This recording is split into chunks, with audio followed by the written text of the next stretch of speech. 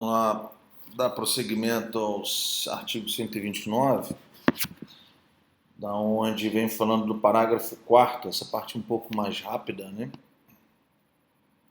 Muitas coisas nós já estudamos no artigo 121, então ela vai um pouquinho mais rápido, tá? O 129, parágrafo 4º, ele começa mencionando as mesmas coisas que nós temos no homicídio privilegiado, que é o 121, parágrafo 1º. Aqui é lesão corporal privilegiada, a mesma regra. Então, olha lá, se o agente comete o crime impelido por relevante valor moral ou social ou sob domínio de violenta emoção, logo em seguida a injusta provocação da vítima, o juiz pode reduzir a pena de 1/6 a 1/3. Direito subjetivo do réu não pode, deve. O que pode é essa quantificação de 1/6 a 1/3. 2. Eu tenho que ter os requisitos. Obrigatório. Logo em seguida, a injusta provocação da vítima, então eu tenho ali um interstício temporal bem curto.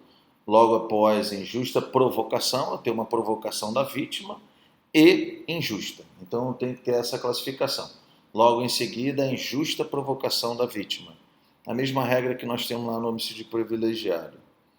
E aí eu tenho, essa também se torna obrigatória, ela é obrigatória em qualquer uma das hipóteses, e aí depois pode ocorrer uma das outras três, sob domínio de relevante valor social, ou domínio de relevante valor moral, ou sob domínio de violenta emoção.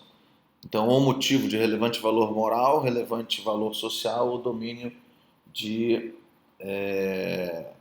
violenta emoção. Essas são as características do lesão corporal privilegiada. Caso aconteça, o juiz é obrigado a fazer, direito subjetivo, relevante valor social ou moral, consequentemente, nós passamos por um aspecto moral individualizado, social, aquele coletivo, que nós observamos lá no homicídio privilegiado, e domínio de violenta emoção. Não é domínio, seria 100%, porque se ele não está sob o domínio de violenta emoção, mas que ele está com influência de emoção, que é uma circunstância atenuante do 65, ela é apenas causa de atenuação da pena, na segunda fase da dosimetria de pena. Então, obrigatoriamente, eu tenho que estar domínio de violenta emoção, ou seja, domínio seria completo, totalmente dominado pela emoção, se caracterizando assim a privilegiadora. No parágrafo 5, ele vem falando, não sendo graves as lesões, o juiz pode ainda substituir a pena de detenção pela pena de multa, ou, se ocorrer qualquer das hipóteses das anteriores, do parágrafo anterior, ou seja, o juiz, ao invés de aplicar uma pena, ao invés de aplicar o homicídio privilegiado, ele, ao invés de aplicar a pena, ele pode substituir a pena pela pena de multa, financeiramente. Na situação do parágrafo anterior, que é a lesão corporal privilegiada, ou se as lesões forem recíprocas. Lembrando que essas lesões recíprocas obrigatoriamente têm que ser lesões simples, elas não se enquadram nas lesões graves. O parágrafo 7º é repetição do parágrafo 4º e parágrafo 6º do 121, onde ele aumenta a pena em 1/3 nas causas do parágrafo 4º e do parágrafo 6º do 121. No parágrafo 4º, se lembra que vem dizendo lá no parágrafo 4º, 121, ele fala o seguinte: se no homicídio culposo a pena será aumentada de 1/3 se o crime resulta de inobservância de regra técnica de profissão, arte ou ofício, deixa de prestar imediato socorro, não procura diminuir as consequências ou foge para evitar o flagrante. Aqui é a mesma coisa, no parágrafo 7 do 129. Se a lesão corporal for culposa, consequentemente, o agente fugir para evitar o flagrante, o agente não procurar diminuir as suas consequências, for por inobservância de regra técnica de profissão, arte, ofício ou para evitar o flagrante, consequentemente aumenta a pena em 1/3, ou, como no crime de homicídio, eu teria as características relacionadas Se a vítima é maior de 60 ou menor de 14, também aumenta 1/3. Aqui, lesão corporal, se ela for dolosa, maior de 60 ou menor de 14, aumenta 1/3. São as regras do parágrafo 4º do 121. É a mesma coisa do parágrafo 6º, que ele vem falando sobre as milícias privadas. Então, se acontecer, ao invés de morte, acontecer a lesão corporal em decorrência de milícia privada, aumenta a pena de 1/3. É a mesma regra de lá, a mesma regra para cá, não altera a disposição entre eles. O parágrafo 6º fala da lesão corporal culposa. A lesão corporal culposa, já disse para vocês que ela é elemento normativo, então, consequentemente, nesse elemento normativo, ela tem que ter previsão legal, porque se não tiver previsão legal não se enquadra. Nós vimos 122 até agora o 128 não tem nenhuma modalidade culposa. Modalidade culposa só tinha no homicídio, agora na lesão corporal. Tá? O parágrafo 8º, ele se reporta ao perdão judicial do parágrafo 5º. Então, na lesão corporal culposa, o juiz, direito subjetivo, o juiz poderá deixar de aplicar a pena, não é isso? Quando a consequência da infração for de forma tão grave que gere um dano ao próprio sujeito ativo. Então, a mesma característica do perdão judicial lá no homicídio culposo, eu tenho a mesma característica da lesão corporal culposa aqui. Direito subjetivo do réu, o juiz não pode, ele deve, se presentes as características. Quais elas? Lesão corporal culposa, e depois eu tenho que ter a consequência da minha infração, ela me gera ao sujeito ativo uma consequência mais grave do que a própria pena determinada no parágrafo 6º, que é de 2 meses a 1 ano. No parágrafo 9º, eu tenho a classificação de violência doméstica. Ela continua sendo uma qualificadora, porque ela aumenta o mínimo e o máximo do caput. Ela se torna uma qualificadora pelo sujeito ativo ou passivo. Aqui eles identificam o sujeito passivo, certo? Fala assim, se a lesão for praticada contra ascendente, descendente, irmão, cônjuge, companheiro, com quem conviva, tenha convivido ou ainda prevalecer das relações domésticas, habitação e hospitalidade. Então, eu estou identificando o sujeito passivo e, em algumas situações, o sujeito ativo. Ele se torna crime próprio, consequentemente, podendo ser praticado por apenas uma pessoa. Porém, por ser crime próprio, se eu agir em conjunto, eu posso praticar, ter mais de um coautor nessa conduta onde se configura a violência doméstica. Lembrando que a violência doméstica, na Lei Maria da Penha, Na Lei Maria da Penha, ela estipula violência à mulher, certo? Nas relações domésticas, violência física, psíquica, moral, financeira. E as violências, nesse caso, quando ocorrer nessa situação que seja direcionada à mulher, você vai ter o procedimento abordado no Juizado Especial de Violência Doméstica à Mulher, certo? Se não for a mulher, consequentemente, se for a mulher agredindo o seu marido, por exemplo, o seu cônjuge, ela entra no parágrafo 9º como violência doméstica, entretanto, o seu procedimento vai ser realizado pela vara criminal normal e não pelo Juizado Especial de Violência Doméstica à Mulher. Aqui nós temos que identificar ascendente e descendente. Ascendente e descendente são ascendentes e descendentes em linha reta, certo? Não existindo... existe uma discussão doutrinária se é cabível ascendente ou descendente em linha colateral. Eles devem ter estudado isso no direito civil. Linha reta, consanguínea linha reta, certo? Aqui o certo é não ter ascendente ou descendente relacionados por afinidade, mas sim os consanguíneos, certo? Alguns doutrinadores falam que por afinidade também se enquadra. Entretanto, o mais escorreito quando você falar ascendente e descendente seriam os consanguíneos e não por afinidade.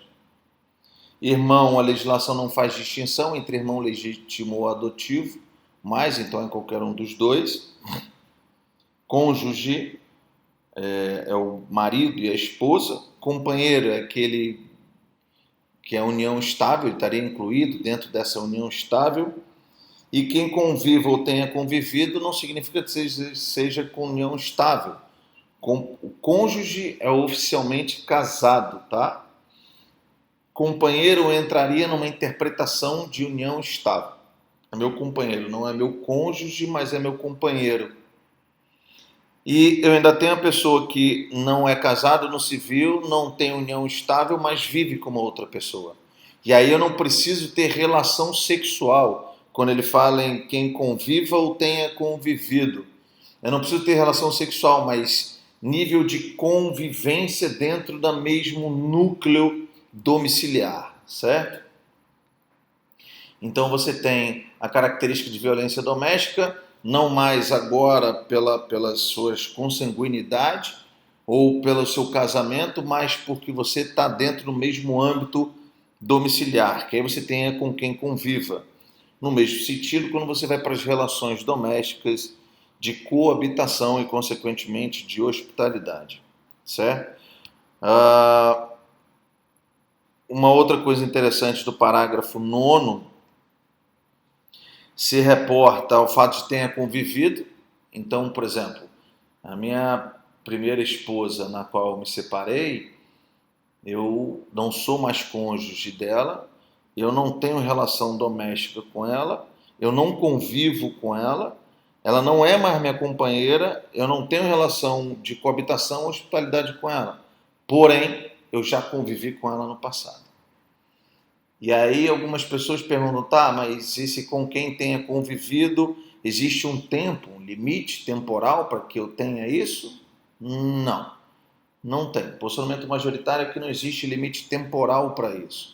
Então, por exemplo, eu me separei dela, foi em 2004, 2003, 2004. Já tem 17 anos que eu me separei dela. Se eu praticar uma lesão corporal contra ela, provavelmente eu entro dentro da violência doméstica, dentro do 129, parágrafo 9º. Por quê? Porque apesar de eu não ter, dela não ser mais minha cônjuge, dentro de uma interpretação dentro da norma, na verdade ela conviveu comigo, eu convivi com ela durante um período da minha vida. E, consequentemente, eu entro nessa classificação do que contém com quem tenha convivido. Então, o importante é que, quando a norma fala com quem tenha convivido, esse tenha convivido, ele não gera uma limite temporal, certo? É isso que eu quero trazer para vocês de informações sobre esse tenha convivido, certo? E aí nós precisaríamos fazer um quem conviva com coabitação, certo? Existe uma discussão, um posicionamento doutrinário em que fala que quem conviva, não, como eu falei mais cedo, não tenha relação, não precise de relação sexual. Entretanto, tem um outro posicionamento doutrinário no qual que faz a comparação dessas duas palavras com quem conviva do coabitação, aonde ele fala que com quem conviva obrigatoriamente eu teria um relacionamento afetivo entre as pessoas. E aonde na coabitação eu não teria esse relacionamento afetivo entre as pessoas, elas apenas habitam em conjuntos, estão dentro do mesmo lugar, mas não possuem uma convivência. Então, eles fazendo uma distinção, eu teria quem é casado no civil, cônjuge, quem tem união estável, companheiro, quem não é casado e não tem união estável, mas que mora com uma pessoa e tem uma relação afetiva entre as duas, está dentro da hipótese de que com quem conviva, e quem não tem, mora com a pessoa, mas não tem relação íntima, relação de afetividade, entra na hipótese de coabitação, ou seja, as duas habitam em conjunto no mesmo lugar. Eu entendo essa como sendo mais acertada a doutrina para esse entendimento. E hospitalidade, ele amplia um pouco mais, no qual ele não precisa dessa convivência, dessa relação em nenhuma hipótese. Pode ser apenas uma relação de final de semana, Vamos imaginar que eu chame uns amigos para minha casa para passar o final de semana na minha casa. Eles não convivem comigo, eles não coabitam comigo, mas eles estão dentro da minha residência por uma hospitalidade minha. E aí, por conta dessa hospitalidade, eu lesiono eles, consequentemente, eu entro dentro do parágrafo 9º. O parágrafo 10, 11 e 12, basicamente, são apenas leituras e repetições do que já foi mencionado anteriormente, onde você tem causas de aumento de pena, que seja no parágrafo 10, ele fala assim, olha, se as circunstâncias indicadas no parágrafo 9º se repetirem nos parágrafos 1, 2 e 3, aumenta a pena em 1/3, ou seja, vamos imaginar que pela relação de hospitalidade eu tenha ocasionado uma lesão grave num amigo meu. A minha pena vai ser do parágrafo 1º acrescido de 1/3 pela relação de hospitalidade, que é o que dispõe o parágrafo 10 sobre isso. Se na minha esposa eu ocasiono uma lesão corporal grave, machuco ela e ela provoca um aborto, gravíssima, eu machuco ela, ela provoca um aborto, matando o feto, eu vou responder pelo parágrafo 3º, eu não entro no parágrafo 9º, eu respondo pelo parágrafo 3º, porém, como a minha conduta é decorrente da minha relação de cônjuge, que é aquela prevista no parágrafo 9º, a minha pena do parágrafo 2º, inciso 5º, ela vai ser aumentada de 1/3. É isso que diz o parágrafo 10. Todas as situações que acontecem, que ele está dizendo o seguinte, todas as situações que acontecem no parágrafo 1, 2 e 3, se algum dos agentes que cometeu essas situações, do parágrafo 1, 2 ou 3, for aqueles elencados no parágrafo 9º, a pena do parágrafos 1, 2, 3 será aumentada de 1/3 pelo fato de ele estar inserido dentro do parágrafo 9º, certo? E o parágrafo 11, ele fala que aumenta a pena em 1/3 se o crime é praticado contra portador de deficiência, basta que a pessoa tenha deficiência física, só que ele se reporta às hipóteses do parágrafo 9º, ou seja, se o ascendente, descendente, cônjuge, irmão, companheiro, com conviva, tenha convivido, coabitação, hospitalidade ou relação doméstica, a vítima nessa situação ela tem uma deficiência. E aí, se ela tem deficiência, aumenta a pena 1/3, leitura pura do artigo. O que é importante a gente falar é o seguinte, quando a norma fala em portador de deficiência, ele não especifica que tipo de deficiência, pode ser ela física ou mental, legal? Então, se o portador, o sujeito passivo, for um sujeito passivo com uma doença física ou mental, consequentemente a pena será aumentada de 1/3. E por fim, o parágrafo 12, se reporta as mesmas situações do homicídio qualificado do parágrafo 2º, inciso 7, aonde eu tenho a lesão corporal praticada contra os agentes de segurança pública, de maneira bem genérica, tá? São aqueles previstos no 142 e 144, integrantes do sistema prisional da Força Nacional de Segurança. O que é importante nessa norma? No exercício da função ou em decorrência dela. Ou ainda contra o cônjuge dessas pessoas, companheiro dessas pessoas, ou parente consanguíneo até 3º grau dessas pessoas. Então é como se fosse o seguinte, eu vou bater num filho de um policial porque ele é filho de um policial. Então eu cometi o crime de lesão corporal, certo? Num filho de um policial que está previsto dentro daquelas forças de segurança de 142 e 144, e aí a 144 e 144, e aí a minha pena de lesão corporal, qualquer uma, seja simples, seja ela qualificada, ela vai ser aumentada de 1 a 2/3, como diz o parágrafo 12, pelo fato de eu ter lesionado a pessoa porque ela era parente consanguínea dessa pessoa, ou seja, da mesma classificação que eu falei lá atrás, que o homicídio qualificado contra essas pessoas só vai acontecer quando for em razão da função ou em decorrência dela, aqui é a mesma situação. A lesão corporal só vai aumentar de 1/3 a 2/3 quando a minha conduta for praticada em decorrência efetiva da função da pessoa ou em decorrência do exercício dessa função.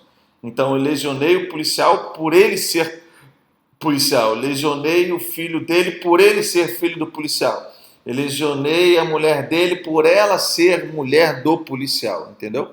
É isso que se enquadra o parágrafo 12 do 129.